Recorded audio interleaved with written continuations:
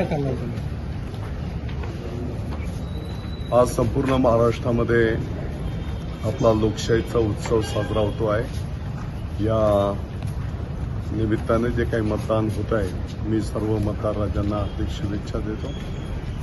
Doctor Babasaheb Ambedkar साहेबांनी आपल्या देशाला जी घटना दिली, त्या घटनेच्या माध्यमातून लोकशाहीचं राज्य आपल्या देशामध्ये जनतेच्या आशीर्वादाने जे रुजू होत आहे, त्या माध्यमातून आज मोठ्या प्रमाणात लोकांमध्ये उत्साह दिसून येत आहे। आणि मला परत एकदा विश्वास आहे, ज्या पद्धतीने महायुतीच्या सरकारने कार्य संपन्न केलेलं आहे, सामान्यातल्या सामान्य नागरिकाला न्याय देण्याचं काम केलं आहे, सर्व समाजांना सोबत घेऊन या राज्याच्या प्रगतीसाठी कार्य संपन्न केलेलं आहे। आणि म्हणून परत एकदा महायुतीचं सरकार या राज्यामध्ये येईल।